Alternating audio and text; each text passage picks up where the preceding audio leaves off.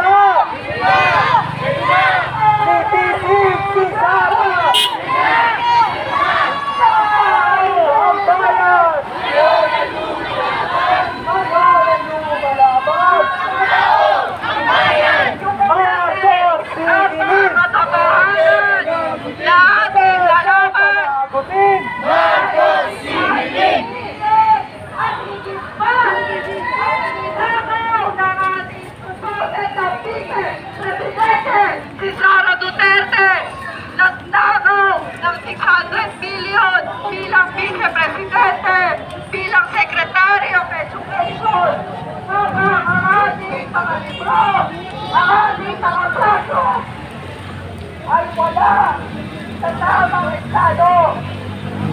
Habang ang ating edukasyon ay hindi naniniling libre para sa mga mamamayan at kabataang Pilipino.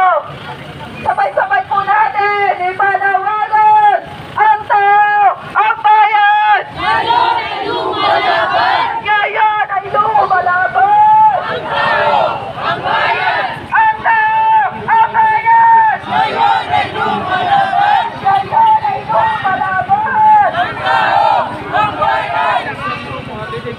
Habang ang Senado ay gumagawa ng kung ano-anong paglabag sa sandalikang batas.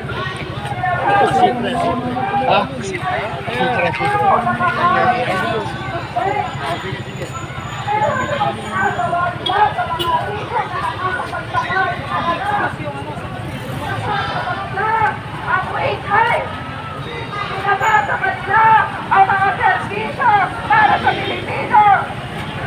Hindi, walang pake ang ating Senado ng mga nangangapot. Pake ang ating Senado ng mga nangangapita.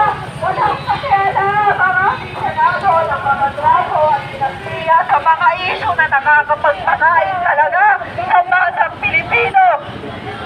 Kaya ngayon, ulitin po natin! Sara Duterte! Panagutin! Panagutin! Pagpayagin!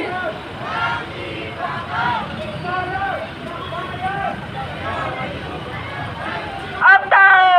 Ang bayan! Ngayon ay lumalaban! Ngayon ay lumalaban! Ang tao! Ang bayan! Ito na ang habon sa ating mga opisyal sa gobyerno. Sila ba ay panig sa mga trapo at dinasya o panig sa mga mamamayan na ninanakawan ng harap-harapan? Alam natin ang katotohanan at hindi tayo maloloko ng mga bandarampok na yan. Ang tao! Ang bayan! Ngayon ay lumalaban! Ngayon ay lumalaban!